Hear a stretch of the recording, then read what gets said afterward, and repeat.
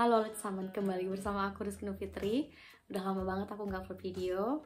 Dan makasih banget untuk kalian yang bertanya-tanya, Kak kapan mau upload video, Kak kangen. Makasih banyak buat kalian yang ya udah kirim-kirim aku pesan di DM, di komentar juga. Dan maaf kalau aku balesnya telat banget dan atau sampai nggak aku lihat atau lain sebagainya. Oke. Di video kali ini, aku mau menjawab semua pertanyaan-pertanyaan kalian atau menjawab pertanyaan-pertanyaan yang sering aku dengar dan semoga membantu. So, selamat menyaksikan. Pertanyaan yang sering aku dapat yaitu di mana aku daftar FSJ. Aku daftar FSJ di Jerman karena aku au pair dulu kan. Jadi selama au pair, aku daftar FSJ mandiri dan aku cari banyak informasi di sini dan ya, aku daftar ke banyak agen FSJ gitu. Dan yang kedua, di mana aku daftar Ausbildung, aku juga daftar Ausbildung di sini di Jerman. Selama aku FSJ, aku cari-cari informasi soal Ausbildung dan aku daftarnya tanpa agen, tidak melalui apa-apa, aku mandiri. Dan cara aku daftar Ausbildung, kalian mungkin tahu ya di video-video aku yang sebelumnya, tapi oke, aku jelasin lagi. Jadi aku buka website rumah sakit yang aku tujui atau yang dimana aku mau Ausbildung, dan di sana biasanya ada option karir atau jobs, dan biasanya di sana ada Ausbildung gitu. Jadi contohnya Ausbildung sebagai apa dan aku klik dan ya mereka butuh dokumen ini, dokumen itu.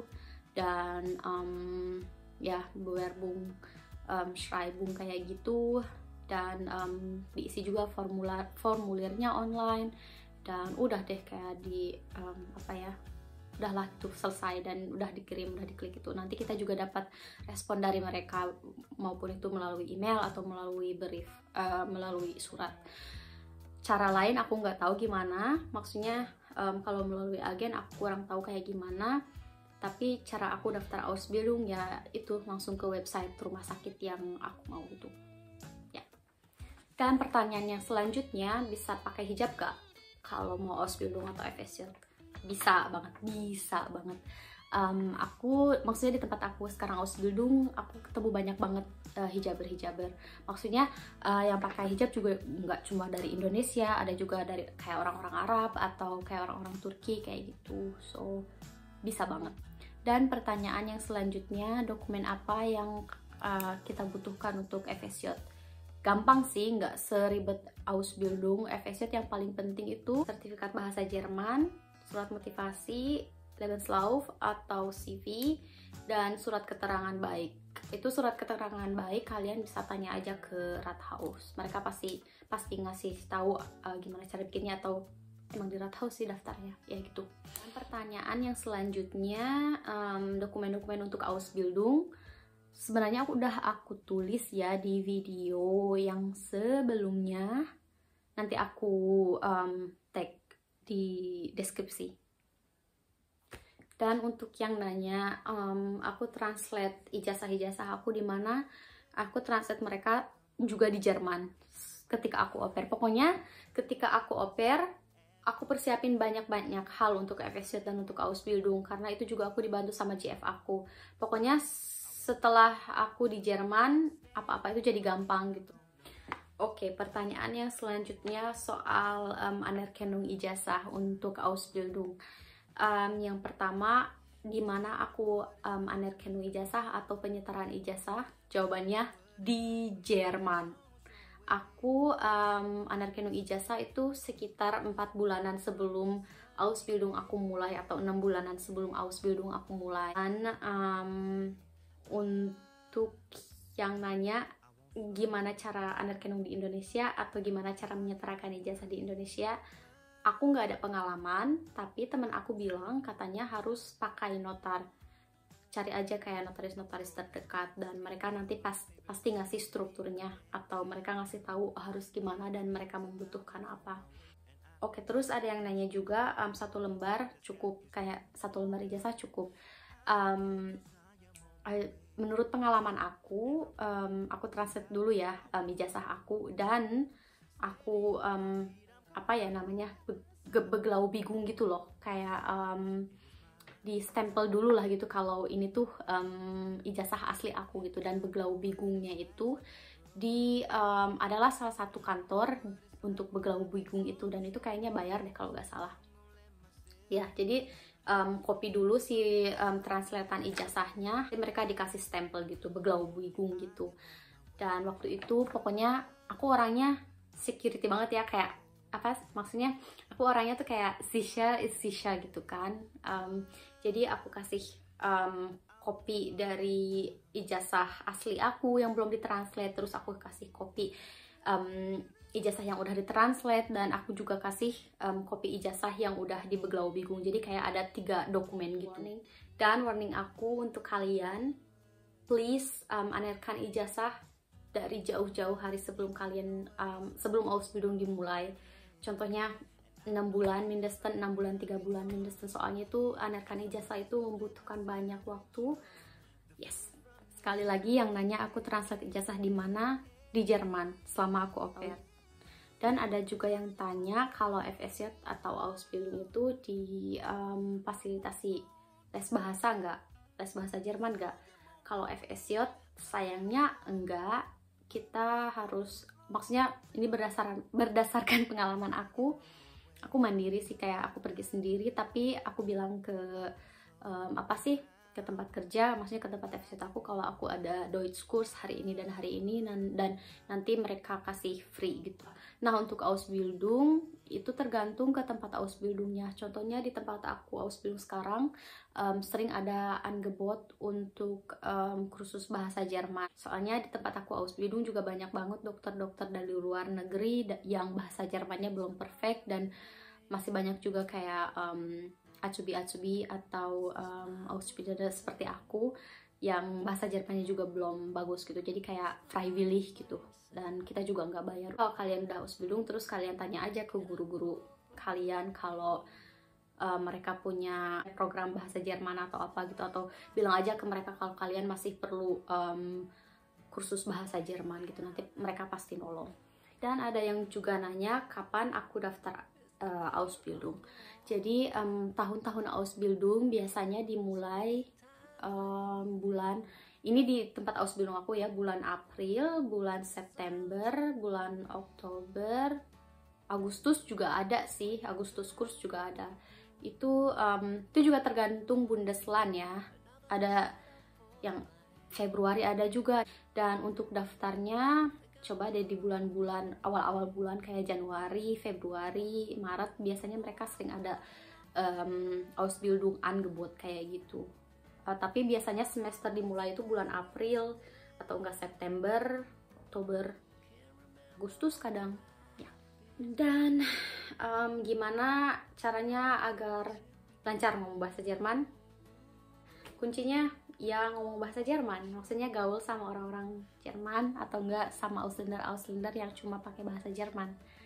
Terus sih sama nonton film-film Jerman, dengerin lagu-lagu Jerman, apa-apa tentang Jerman, dan mau beradaptasi sama orang-orang Jerman.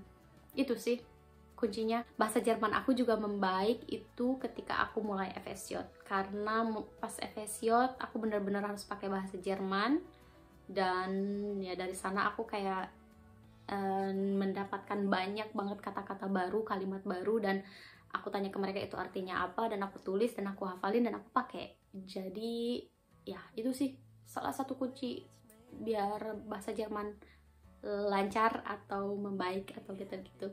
Kita harus beradaptasi sama orang-orang Jerman dan gaul sama mereka dan ngomong sama mereka. Dan yang selanjutnya ini kembali ke au pair. Ada yang nanya pernah gak terkena atau terlibat sama kekerasan gitu, atau tindakan kekerasan selama au pair? Jawabannya alhamdulillah enggak. Nah, ghost family aku mereka sangat baik banget. Walaupun aku dapat tindak kekerasan atau kalian dapat tindak kekerasan, kalian harus lapor ke agen atau ke pihak-pihak yang tertentu. Contohnya kalian dapat host family dari kerabat kalian. Nah, kalian bilang ke mereka kalau kalian dapat tindak kekerasan dan aku mau lapor dan aku mau pindah keluarga atau udahan atau mau balik ke Indo atau apa gitu. Dan pokoknya kalau dapat tindak kekerasan kalian harus action gitu. Harus udahan. Dan soal pigi-pigi gitu, ada kan yang nanya ke aku, muslim dan aku juga muslim ya. Oh my god, come on, host family kalian juga pasti toleransi lah, pasti ngasih tahu kalian apa yang makanan apa yang mengandung babi atau enggak, dan kalian komunikasi aja sama host family kalian kalau kalian tuh gak makan babi, nanti juga mereka ngerti. Dan ada juga yang nanya ke aku gimana caranya aku belajar selama Ausbildung atau untuk Ausbildung. Ini tergantung ke kalian juga sih. Kalian tipikal orang yang belajarnya kayak gimana. Kalau aku lebih ke nulis dan hafal gitu. Pokoknya tips yang paling penting yang pertama itu dengerin ketika guru ngejelasin. Kalau nggak ngerti nanya gitu. Itu aja sih yang penting.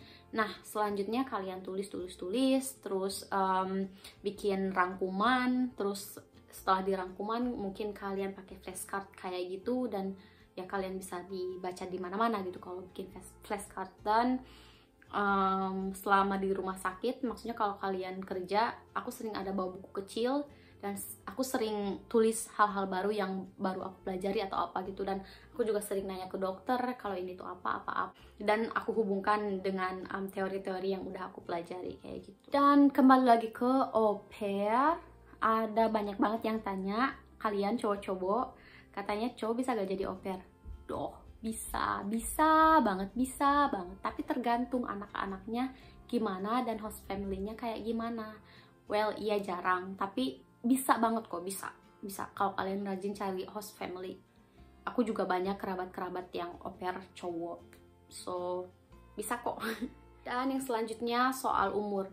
Untuk FSJ, sayangnya umurnya dibatasi sampai umur 26 tahun kalau nggak salah. Tapi ada juga yang FSJ über 27 atau dari mulai umur 27 tahun ke atas gitu.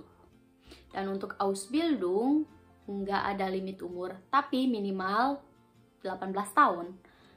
Tapi maksimal nggak ada kok. Selama kalian belum 70 tahun, kalian bisa kok. Mau kalian 40 tahun, 50 tahun, 30 tahun, bisa banget. Dan untuk gaji Ausbildung itu juga beda banget setiap Bundesland. Contohnya di sini di Hessen atau di tempat aku sini sekitar 900 euro sekitar ya.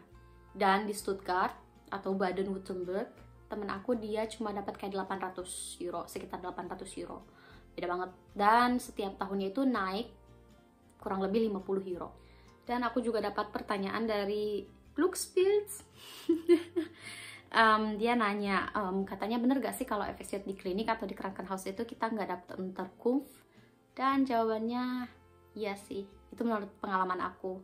Karena ini Krankenhaus kan, jadi kita ya gak bisa tinggal di Krankenhaus kecuali mereka ngasih Unterkunft untuk kalian kayak WG kayak gitu. Biasanya sih di Altenheim atau enggak di Wohngruppe yang untuk orang-orang disabilitas. Mereka biasanya kayak ada kamar kosong atau apa gitu, dan ya atau enggak ada kamar-kamar untuk Mitarbeiterin gitu, atau Mitarbeiter atau untuk orang-orang yang kerja di sana. Ya, pertanyaan yang kedua, jika sudah melakukan FSJ di satu tempat, apakah kemungkinan besar akan diterima Ausbildung tempat itu juga? Bisa banget. Banyak banget aku ada maksudnya teman-teman kelas aku atau kolegin aku di klinik di tempat aku sekarang Ausbildung, mereka sebelumnya FSJ dulu di Klinikum Kassel. Maksudnya mereka FSJ dulu di tempat Ausbildung ini, dan setelah itu ya mereka bilang ke orang-orang klinik kalau mereka mau lanjut Ausbildung dan langsung diterima lah. Kalau daftar dari Indonesia, tempat mana yang lebih mudah diterima? Krankenhaus, panti jompo, atau tempat orang berkebutuhan khusus? Pertanyaan yang bagus. Überall atau di mana-mana. Soalnya sekarang ini problem negara Jerman ya. Di sini, maksudnya makin sini tuh makin kurang personal atau kurang pekerja-pekerja di bidang kesehatan atau di bidang keperawatan. Mau itu di rumah sakit, maupun itu panti jompo, maupun itu di tempat orang-orang yang disabilitas itu. Tapi menurut aku yang paling mudah panti jompo sih, mudah banget untuk diterima.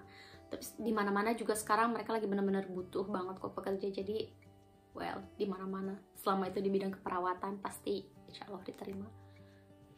Sekarang pertanyaan-pertanyaan yang benar-benar mendalam atau deep banget. Ini soal aku di Jerman. Yang pertama itu kayak nyesel gak katanya ke Jerman? Enggak sih, gak nyesel. Biasa-biasa aja. Kadang kayak I wish I could go to the other countries. Atau kayak aku berharap bisa pergi ke negara lain selain Jerman. Tapi ya gak tau kenapa aku di Jerman. Kidding. Enggak sih, gak nyesel.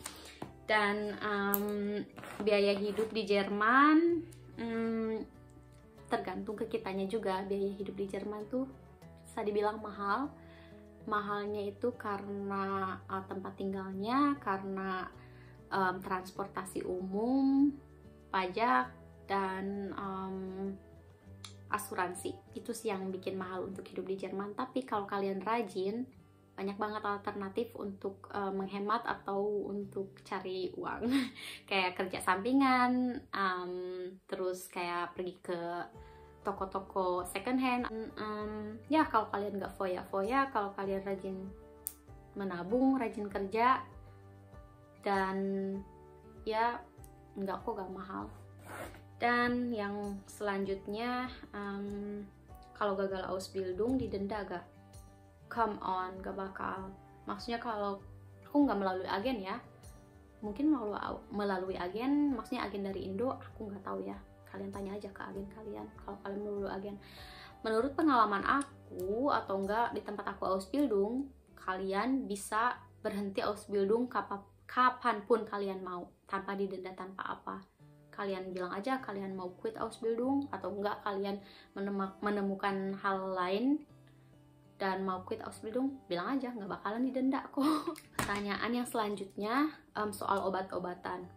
Oke, di sini ada ya toko-toko kayak drogery market gitu, dimana ada banyak banget jadi di sini ada ya toko khusus kayak drogery market gitu ya, kayak drugstore gitu. Dan di sana tuh kayak lebih kayak lotion, make up, apalagi ya shampoo, pokoknya alat-alat untuk mandi, alat-alat untuk higienis gitu, higien gitu, atau enggak makanan-makanan sehat. Dan di sana juga ada beberapa vitamin atau obat-obat atau tabletan untuk, contohnya untuk sakit perut atau untuk Kopfschmerzen, sakit kepala, dan bla bla bla bla. Tapi kalau untuk obat khusus, kalian harus dapat dulu resep dari dokter, atau enggak kalian pergi aja ke apotek dan bilang kalian sakit ini atau sakit itu. Selama obat itu bisa dijual bebas, kalian bisa dapat obat itu. Tapi kalau enggak dijual bebas, si orang-orang di apotek itu juga pasti bilang kalau kalian tuh butuh resep dari dokter. Untuk kalian yang takut, ada juga aku yang curhat, pokoknya bilang katanya kalau kita punya penyakit apa gitu, jangan takut. Maksudnya pas udah kesini itu kesehatan di sini bagus banget. Jadi kalau kalian ada mengidap penyakit apa gitu atau apa, jangan takut. Nanti juga di sini dihandle dengan baik, sebaik-baiknya gitu. Oke, yang selanjutnya berinteraksi sama orang Jerman. Oh my god, jujur aja ya, aku susah banget berinteraksi sama orang-orang Jerman, kecuali sama orang-orang yang interestnya sama, yang ketertarikannya sama, yang orangnya kayak sosial banget itu, bersosialisasi banget. Dan ya coba aja sih kayak join klub apa, bukan klub, maksudnya kayak organisasi-organisasi apa gitu. Dan nanti juga pasti banyak ya gitu. Tapi aku lebih suka berinteraksi sama orang-orang tua Jerman sih. Yang selanjutnya homesick. Aku homesick hampir setiap hari, setiap minggu, setiap bulan. Tapi kalau aku lagi homesick, aku paling coba untuk curhat sama orang-orang sini, kayak langsung ketemu sama orang-orang dan curhat aja gitu, atau enggak pergi ke bukan ke hutan ya, kayak ke taman-taman apa gitu. Dan ya menyibukkan diri lah kalau homesick kayak gitu. Dan aku juga ada diary, kayak ya nulis-nulis di diary, dan ya distracting aja gitu ya. Dan itu juga tergantung kalian sih, kalian tipikal apa kalau lagi homesick. Tapi auf jeden Fall aku sering homesick. Dan aku juga dapat pertanyaan spesial dari Cika. Katanya hal apa yang paling struggling buat dijalanin selama aku di sini. Nah, aku struggle selama di Jerman itu yang awal-awal karena bahasa, karena ya ketika kalian pengen ngomong ini ngomong itu tapi kayak limit karena kalian nggak tahu dalam bahasa Jermannya apa, atau kalian nggak tahu gimana cara menyusun kata-kata itu sih yang bikin aku struggle. Pokoknya yang bikin aku struggle tinggal di Jerman itu awal-awal bahasa, terus cuaca aku struggle banget. Aku juga kayak weather depression ya, jadi kayak kadang mood aku tuh tergantung ke cuaca di sini gitu. Kalau cuaca di sini kayak sunny atau kayak matahari terik gitu, aku jadi kayak lebih happy gitu. Tapi kalau udah kayak gloomy gitu, kayak nggak hujan terus nggak ada matahari, cuma kayak abu-abu gitu, itu bikin aku sedih, kayak depresi gitulah. Aku nggak suka sama weather di Jerman, soalnya ini banget, apa sih, swings gitu banget, kayak kadang hujan, kadang enggak, kadang panas, kadang apa gitu. Dan aku masih struggle sama cuaca di sini. Tapi lama-kelamaan aku juga ya mulai beradaptasi sih. Terus aku juga struggle sama mental-mental orang Jerman. Mental-mental orang Jerman juga beda banget sama mental-mental cara bayar pajak atau bayar asuransi. Kita nggak usah bayar pajak atau asuransi, tapi mereka yang otomatis mengambil dari gaji kita. Itu yang urus tempat kerja kita gitu. Contohnya aku lagi Ausbildung kan, jadi yang ngurus yaitu tempat Ausbildung aku. Dan untuk biaya penyetaran ijazah, kalau di Indo aku nggak tahu ya, aku nggak ada pengalaman. Tapi kalau di Jerman itu kurang lebih 250 euro. Let's say tuition 250 euro sampai 300 euro lah ya. Oke, semoga video ini membantu menjawab pertanyaan-pertanyaan kalian. Dan semoga video ini cukup jelas untuk kalian. Kalau masih ada yang nggak jelas, tulis saja di komen. Nanti aku coba untuk jelasin. Dan please jangan di skip. Soalnya kayak ada yang nanya, terus perasaan udah aku jelasin gitu di video. Kenapa harus nanya lagi gitu? Yang kalian butuhkan tuh cuma nyimak video baik-baik gitu. Jangan di skip atau apa. Dan dengarkan baik-baik gitu. Aku kadang kayak, kenapa gitu, aku bikin video tuh untuk ngejelasin ini, kenapa harus nanya lagi? Terus kadang ya gitulah. Sorry ya, tapi aku jujur aja ke kalian. Dan oke, semoga kalian baik-baik saja, jaga kesehatan kalian dan jaga kesehatan mental kalian. Dan sampai jumpa di video berikutnya. Dah.